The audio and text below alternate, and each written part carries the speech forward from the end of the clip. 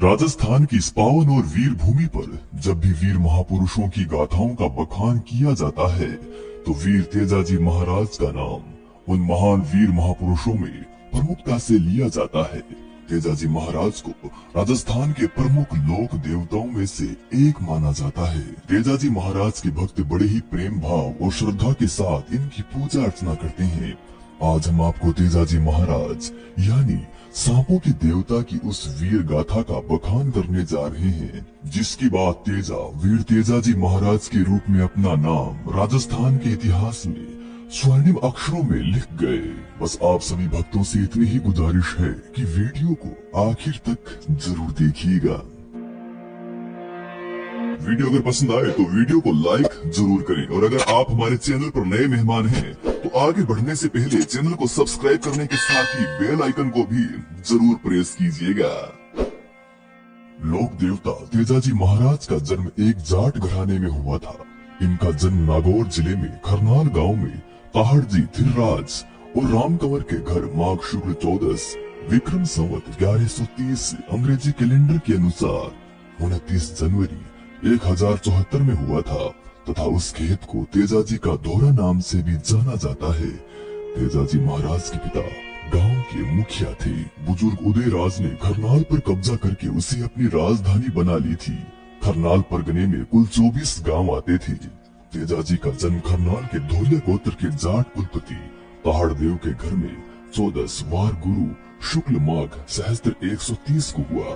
तेजाजी के जन्म के बारे में मत है कि जाट वीर धोलिया वंश गांव खरनाल के माए आज दिन सुबस भसे बस्ती फूला छाए।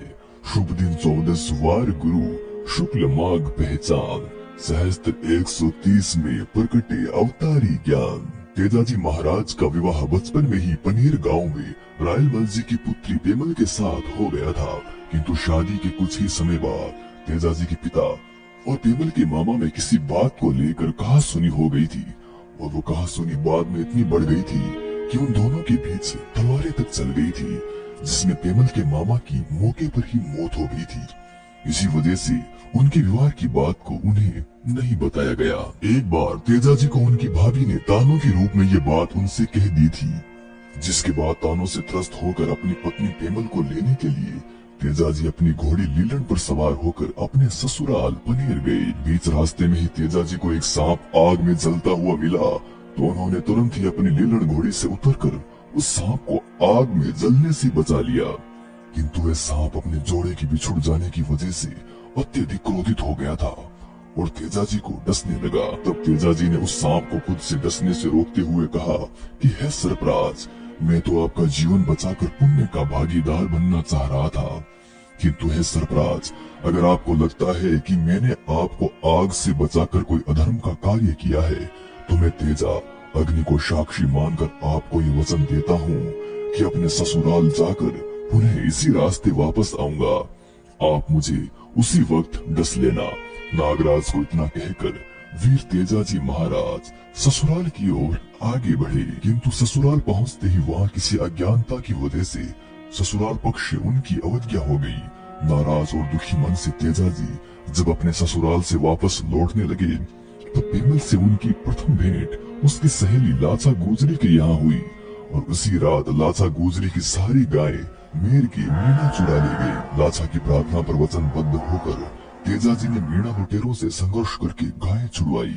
इस गोरक्षा युद्ध में तेजाजी महाराज अत्यधिक घायल हो गए थे। वापस आने पर वचन की पालना करते हुए वीर तेजाजी महाराज उसी सांप के बिल पर आए और सरपराज से कहा कि हे सरपराज, तेजा अपनी वचनबद्धता के लिए आपके सामने प्रस्तुत है, अब आप मुझे कहीं भी डस सकते हैं। सरपराज ने कहा कि हे देव पुरुष, तुम्हारा पूरा शरीर घायलावस्था में है, आप हर जगह से लहूलुहान हो, अब तुम ही बताओ हे वीर पुरुष, अब मैं तुम्हें कहाँ डसूं? इसके बाद तेजाजी महाराज ने कहा कि हे नागदेव महाराज, मैं मानता हूँ कि संघर्ष के दौरान मेरा पूरा शरीर जगह जगह से घायल है, किंतु हाँ, मेरी जीभ ही एक ऐसी जगह है जहाँ पर कोई घाव नहीं है। आप मुझे मेरी जीभ पर डस लीजिए। जिसके बाद तेजाजी महाराज ने अपनी जीभ पर सांप से कटवा लिया। सर्पदंश की वजह से तेजाजी ने उसी स्थान पर अपने प्राण त्याग दिए। किशनगढ़ के पास सुरसरा में सर्पदंश से इनकी मृत्यु भाद्रपद शुक्ल दशमी संवत 1160 28 अगस्त 1103 को हो गई थी, जिसके बाद पेमल भी इनके साथ ही सती हो गई थी। उस सांप ने उनकी वचनबद्धता से प्रसन्न होकर उन्हें वरदान दिया कि हे तेजाजी देव, तुमने अपने वचन का पालन करते हुए अपने प्राणों का त्याग किया है। आज से मैं तुम्हें ये वरदान देता हूँ कि कलयुग में तुम सांपों के देवता के रूप में पूजे जाओगे। इसी वजह से आज तेजाजी महाराज के रूप में पूजनीय हो गए।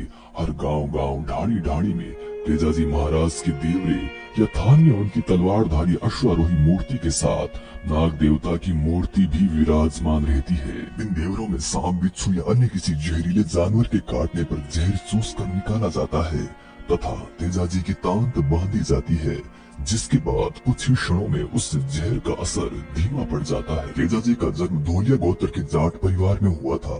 धोलिया शासकों की वंशावली इस प्रकार है: महारावल, भोमसेन, पीलपंजर, सारंगदेव, शक्तिपाल, रायपाल, धवलपाल, नयनपाल, गशनपाल, तत्पाल, मूलसेन, रतनसेन, शुंडल, कुंडल, पिपल, उदयराज, नरपाल, कामराज, बोहितराव, ताहड़देव, तेजाजी।